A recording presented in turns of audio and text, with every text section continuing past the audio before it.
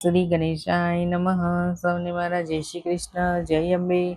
તો મિત્રો, પ્રભુ દર્શનમાં આપનું સ્વાગત છે.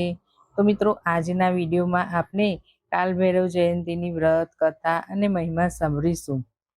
કાલભૈરવ જયંતી કારતક વદ અષ્ટમીની તિથિએ ઉજવવામાં આવે છે. આ દિવસે ભગવાન કાલભૈરવનો જન્મદિવસ મનાવવામાં આવે છે. કાલભૈરવ જયંતીને કાલ અષ્ટમી, ભૈરવ અષ્ટમી તરીકે પણ જાણવામાં આવે છે, જે ભગવાન ભૈરવને સમર્પિત છે. કાલભૈરવ એ ભગવાન શિવનું જ એક ઉગ્ર સ્વરૂપ છે, જે ખોટું કરનારાને સજા અને શરણાગતિનું રક્ષણ કરે છે. કાલભૈરવની પૂજા કરવાથી આરોગ્ય સારું રહે છે અને સુખ, શાંતિ અને સમૃદ્ધિ સાથે સારા આશીર્વાદ પ્રાપ્ત થાય છે. અને નકારાત્મક ઉર્જા દૂર કરી જીવનમાં સકારાત્મક ઉર્જાનો પ્રવેશ કરે છે. આ દિવસે સવારે વહેલા ઉઠી નિત્ય કર્મથી પરવારી વ્રતનો સંકલ્પ લેવો અને ઉપવાસ કરવો. ઉપવાસ દરમિયાન કાલભૈરવ મંત્રનો જાપ કરવો, દાન પુણ્ય કરવું, ગાયને ઘાસ અને કૂતરાને રોટલી ખવડાવવી જોઈએ. હવે સાંભળીશું કથા. શિવ પુરાણ અનુસાર એકવાર ભગવાન વિષ્ણુએ બ્રહ્માજીને પૂછ્યું કે આ સૃષ્ટિના સર્વશ્રેષ્ઠ સર્જક કોણ છે?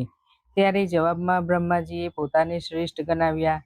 બ્રહ્માજીનો જવાબ સાંભળીને ભગવાન વિષ્ણુ બ્રહ્માજીના અહંકાર અને આત્મવિશ્વાસથી ગુસ્સે થયા અને તેઓની સાથે મળીને ચારવેદ પાસે ગયા. સૌપ્રથમ ઋગ્વેદની પાસે ગયા અને શ્રેષ્ઠ સર્જક કોણ છે એવું પૂછ્યું. ત્યારે ઋગ્વેદે જવાબમાં કહ્યું કે શિવ સર્વશ્રેષ્ઠ છે, તે સર્વશક્તિમાન છે અને સર્વ જીવો તેમનામાં સમાયેલા છે. જ્યારે અજુર્વેદને આ પ્રશ્ન પૂછવામાં આવ્યો ત્યારે તેમણે જવાબમાં કહ્યું, જેની આપણે યજ્ઞ દ્વારા પૂજા કરીએ છીએ તે શ્રેષ્ઠ છે અને તે શિવ સિવાય બીજું કોઈ નથી. એવી જ રીતે સામવેદે જવાબમાં કહ્યું, જેની સાધકો અને યોગીઓ ઉપાસના કરે છે તે શ્રેષ્ઠ છે. જે સમગ્ર વિશ્વને નિયંત્રણમાં રાખે છે તે ત્રયંબક એટલે શિવ જ છે. અર્થવેદે કહ્યું કે જે ભક્તિ માર્ગ પર ચાલીને મળી શકે છે, મનુષ્યના જીવનને પાપમાંથી મુક્ત કરે છે, બધી ચિંતાઓ દૂર કરે છે, તે શંકર શ્રેષ્ઠ છે. ચાર વેદોના જવાબ સાંભળ્યા પછી ભગવાન વિષ્ણુ અને બ્રહ્માનો અહંકાર શાંત ન થયો. તેઓ ચાર વેદોના જવાબ પર હસવા લાગ્યા. એટલામાં ત્યાં ભગવાન શિવ પ્રકટ થયા. શિવને જોઈને બ્રહ્માનું પાંચમું મસ્તક ક્રોધની આગમાં સરગવા લાગ્યું. તે જ સમયે ભગવાન શિવે પોતાનો અવતાર બનાવ્યો અને તેનું નામ કાલ રાખ્યું અને કહ્યું, આ કાલનો રાજા છે એટલે મૃત્યુ. કાલના રાજા બીજા કોઈ નહીં પણ ભૈરવ જ હતા, જે ભગવાન શિવનો અવતાર હતો. ભૈરવે બ્રહ્માના ક્રોધથી બળતું માથું ધડથી અલગ કરી કાપી નાખ્યું. આ પછી ભગવાન શિવે ભૈરવને તમામ તીર્થ સ્થાન પર જવા કહ્યું, જેનાથી બ્રહ્મ હત્યાના પાપમાંથી મુક્ત થઈ શકાય. ભૈરવના હાથમાંથી બ્રહ્માનું કપાયેલું મસ્તક નીચે પડી ગયું. આ મસ્તક કાશીમાં પડ્યું.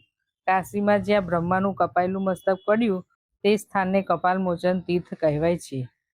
તે દિવસથી અત્યાર સુધી કાલભૈરવ કાયમ માટે કાશીમાં રહે છે. બોલો શ્રી બ્રહ્મા વિષ્ણુ મહેશની જય. કાલભૈરવ દાદાની જય. તો મિત્રો, તમને અમારો વિડીયો પસંદ આવ્યો હોય તો લાઈક શેર જરૂર કરજો. સૌને મારા જય શ્રી કૃષ્ણ.